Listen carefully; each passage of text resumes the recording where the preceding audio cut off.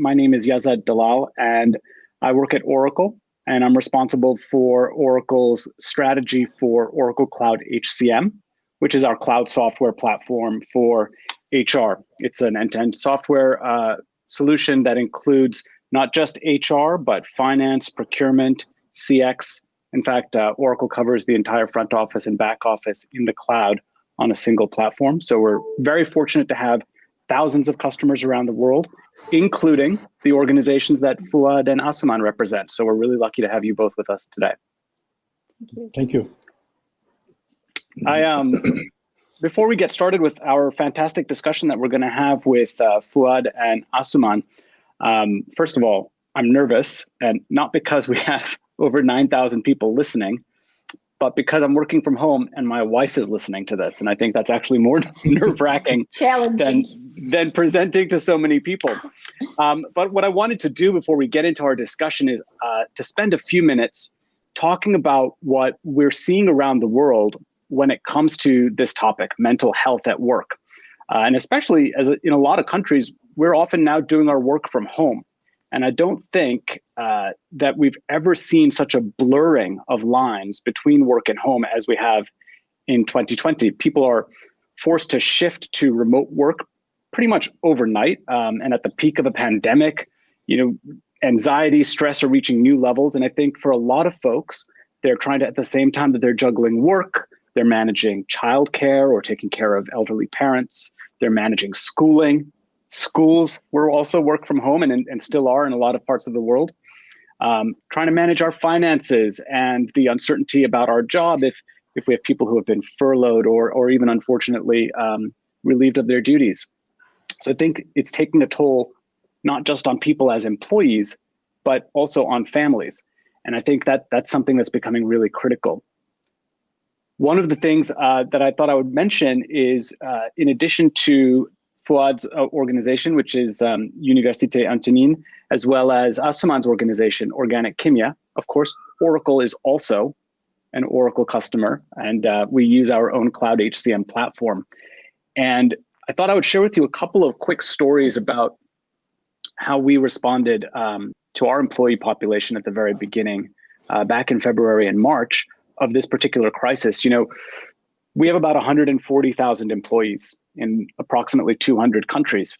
And as you can imagine, in a large organization that's been around for several decades, we have some pretty clear structures of how we communicate and how our senior executives pass information.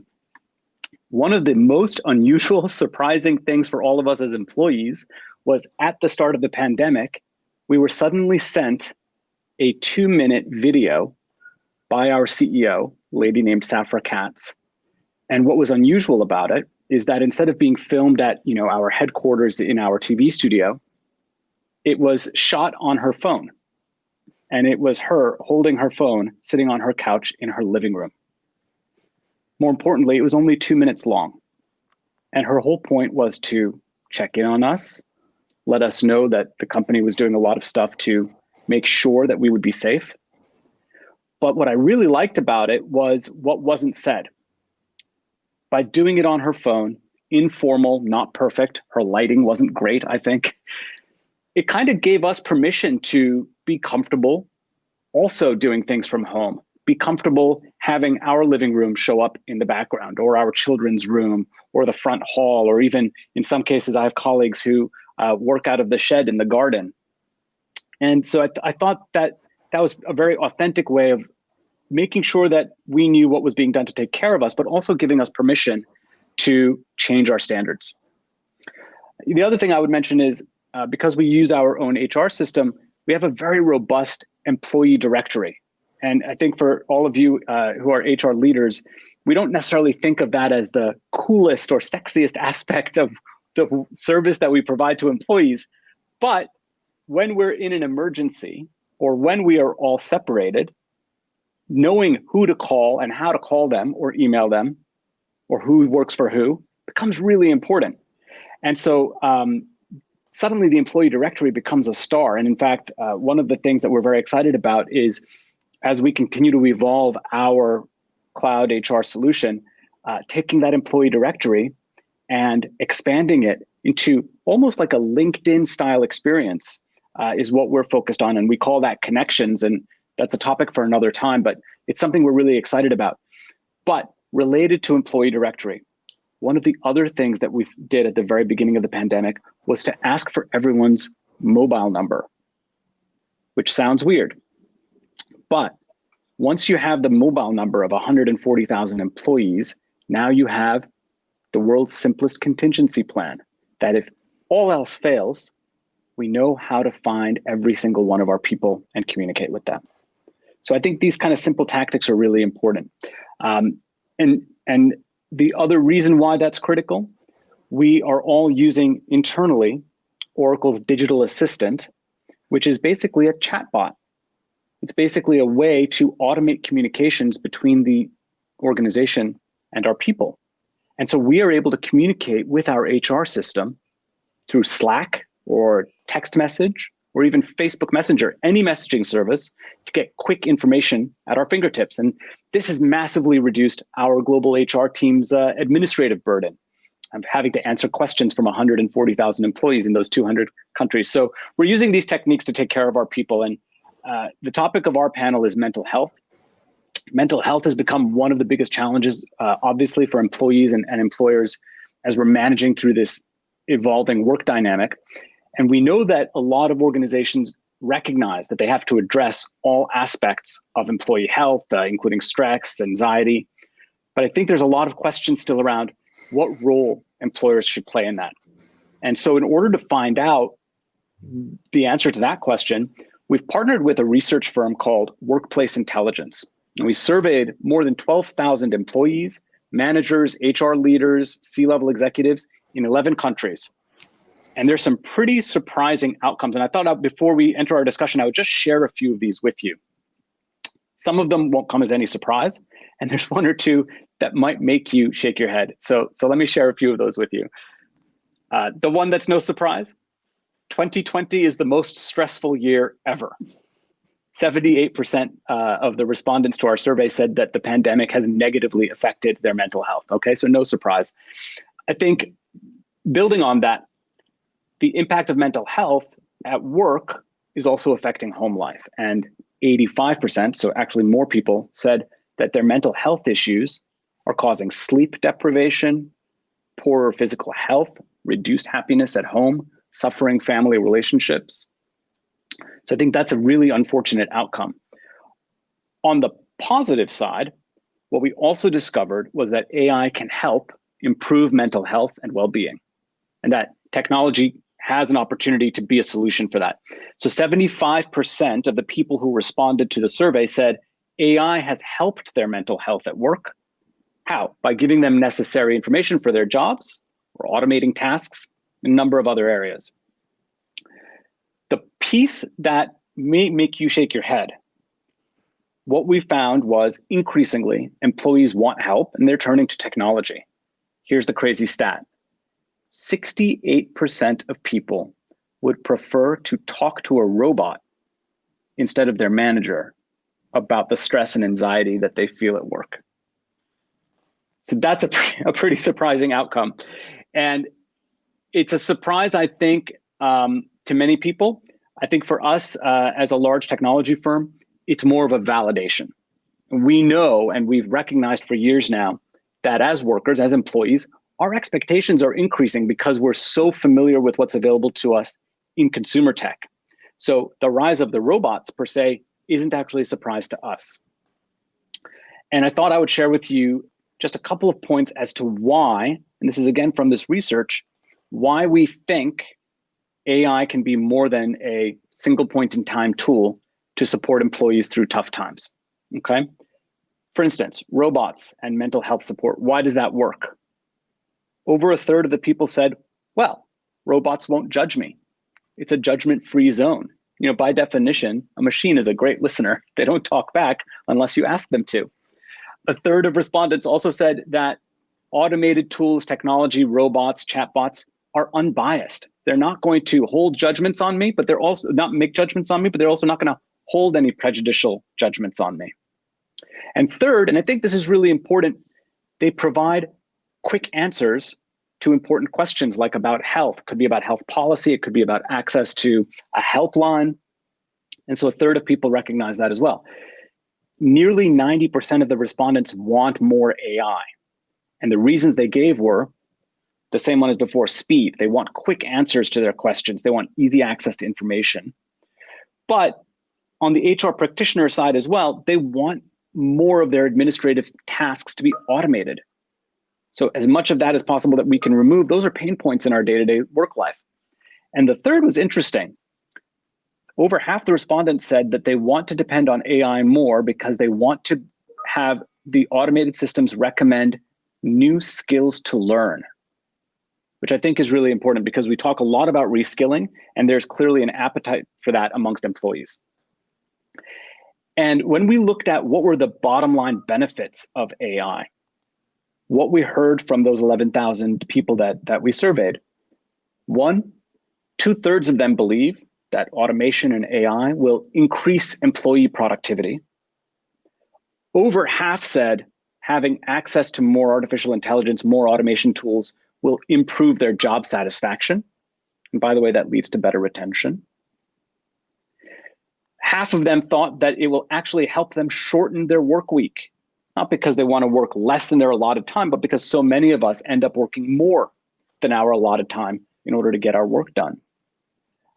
And very cogent to this discussion, half of them believe that having greater access to artificial intelligence will improve their overall well-being. There was a last stat here, which is my favorite, was 51% of respondents said AI will allow me to take longer vacations, which I think is welcome to everyone. And I think these things are important because when we talk to organizations who have not invested in technology or have not kept up with where we're at today in 2020, they say that their productivity has decreased. They worry about their people making poorer decisions. And 9 out of 10 of the companies that we surveyed said that work-related stress, anxiety, and depression affect the home lives of their people. So I wanted to share this context with you. I think it's really important and exciting. There is a link at the bottom of the screen where you can click to learn more about this report as well as what Oracle offers. But I do want to spend the rest of our time learning from these two amazing HR leaders. So let me do that. Let me turn first maybe to Asuman. Let me ask you my first question. We're talking a lot about the impact of mental health, especially in a work from home context, but obviously your company, Organik Kimya, is a manufacturing company, a research company. I'm sure many of your people are required to do their work on site. So can you share with us, how are you involving and engaging your employees who are working in the field in all these different countries, especially with technology? Actually, that's true. We were just working from home, but our R&D and production team was on the field. So the production was continuously continue. So they are working 7 days, 24 hours. And they need to reach information actually immediately. But we have a small problem. Our HR team, my team, works only 5 days, and we're in the office from 8 to 15. So what does this mean? When someone from the shift working in the night shift needs something, a simple payslip, there's 2 ways. He can just wait for being in the day shift, or he can just send us an email. What he can do, he can get his payslip at earliest the next day.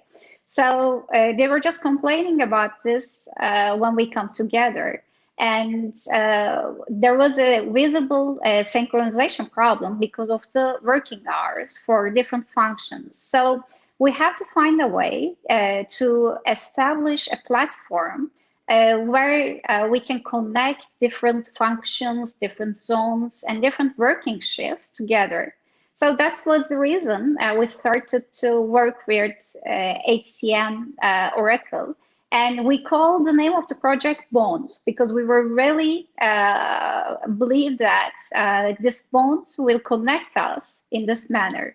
And the other problem with field operators, actually, they're really working on the field. Some of them doesn't even have a company email or a company computer because they're always on the field.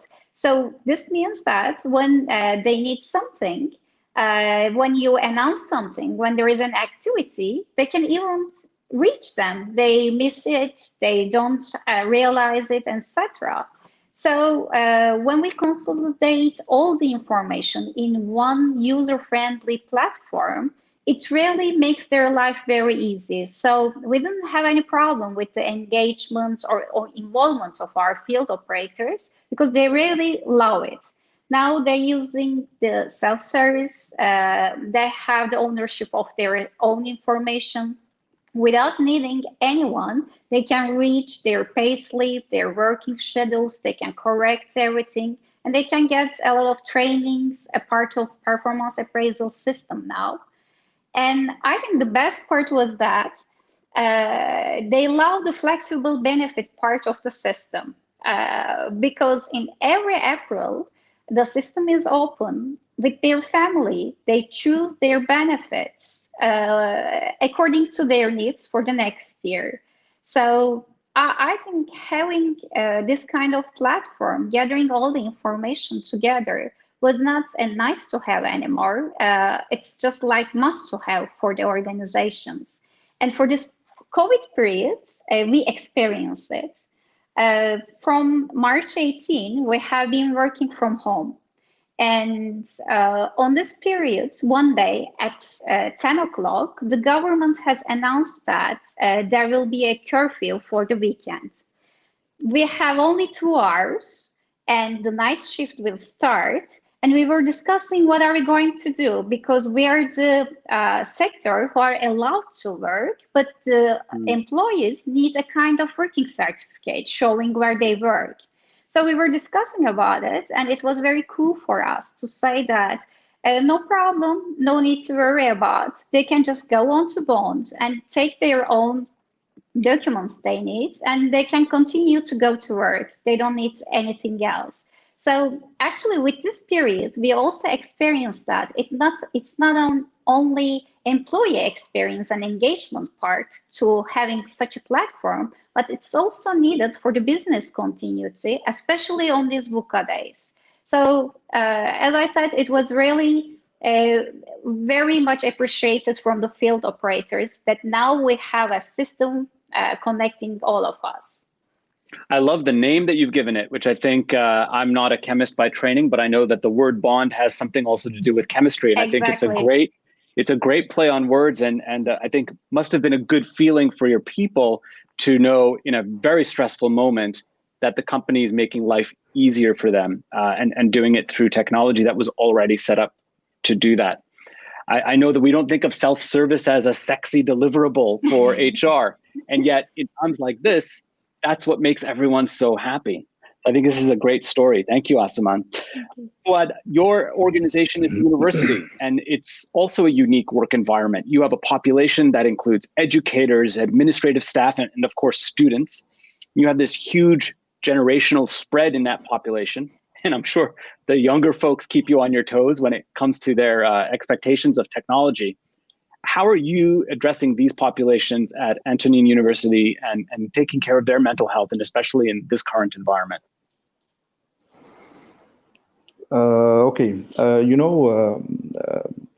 Here at the Antonine University, we have 55% of our population are millennials.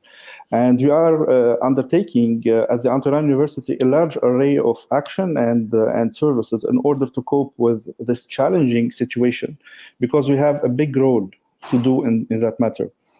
First of all, regarding the administrative staff, we developed a telecommuting strategy alongside a well-defined policy to have access to and organize and simplify access to documents and files, because as you know, Yazad, staff members need the right information in the right time.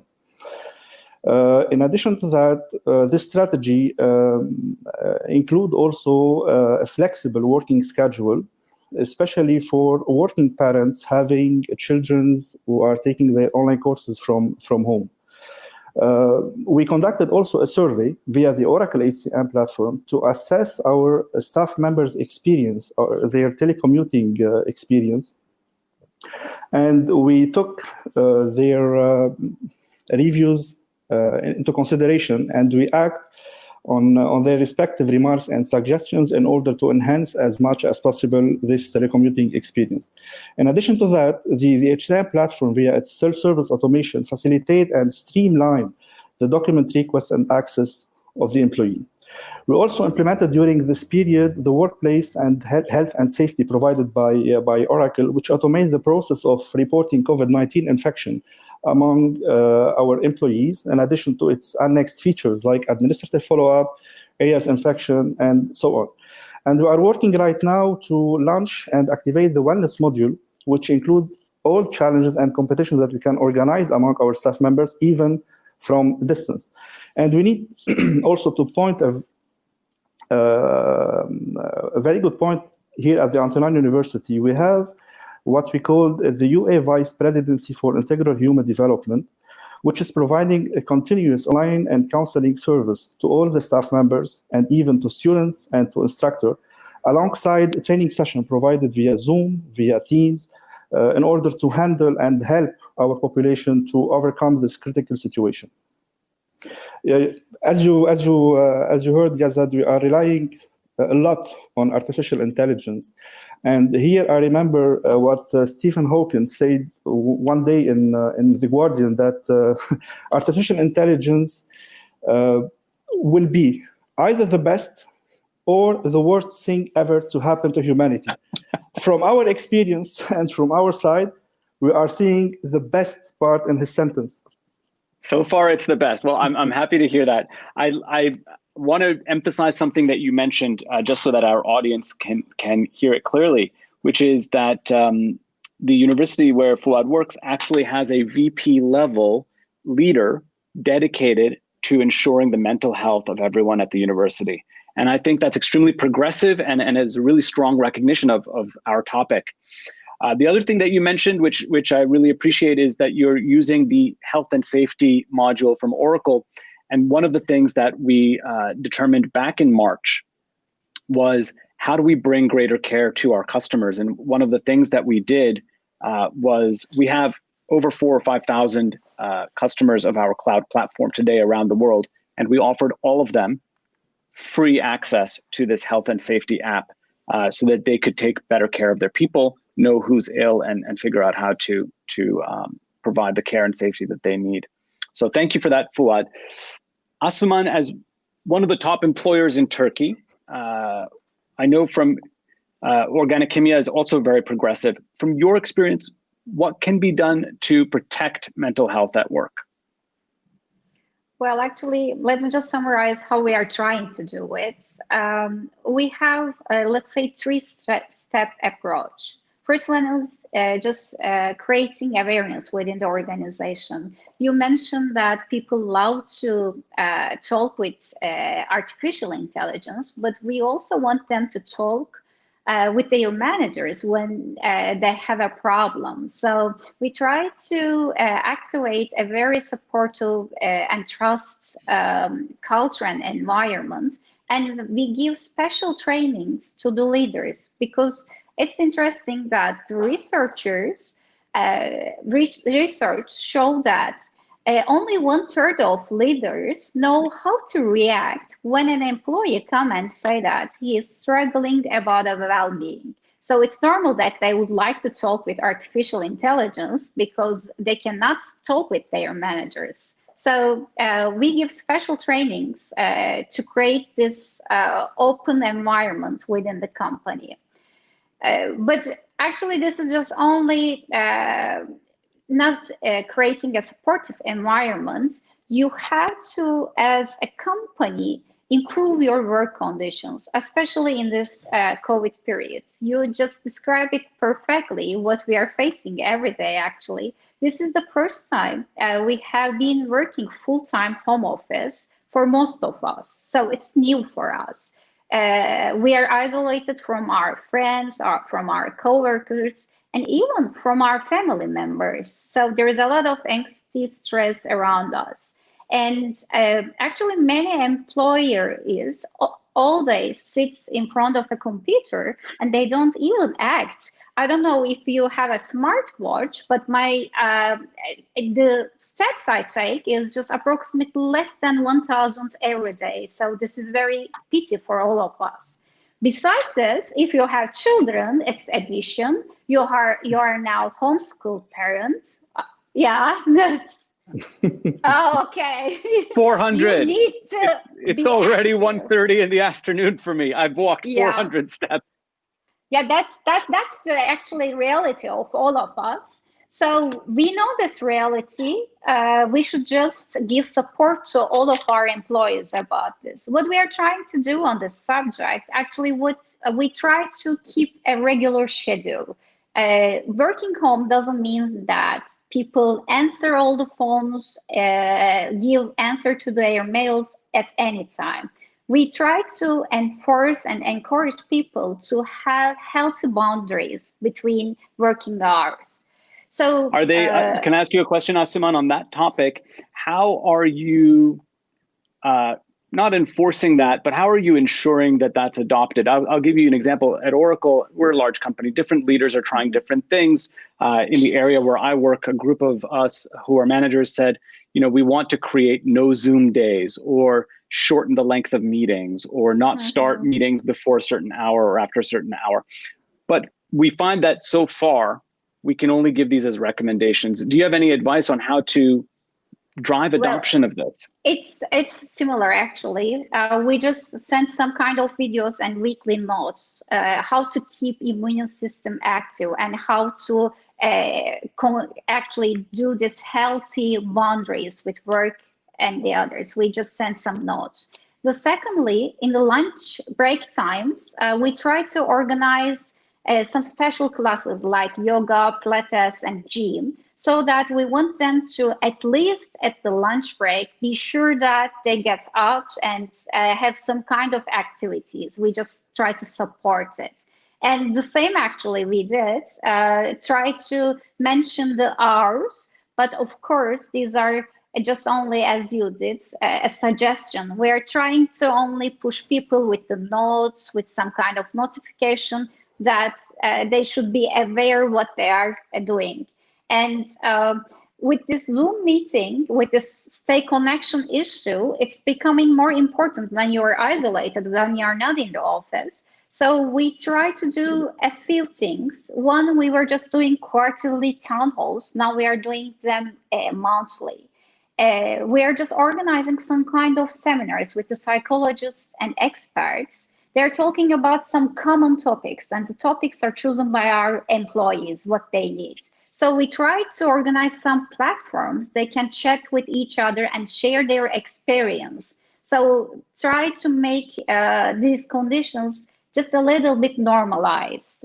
Everyone is just facing. And I think it is difficult to do. And I also think it's difficult by generation. So maybe I'll use that as my last question. And Fouad, I'll start with you. In the research study that I was describing, we revealed that when it comes to age, younger respondents, so this is employees 22 to 37, okay? So the millennial group, which by the way, millennial includes 22 and it also includes almost 40. It's a huge, huge generation.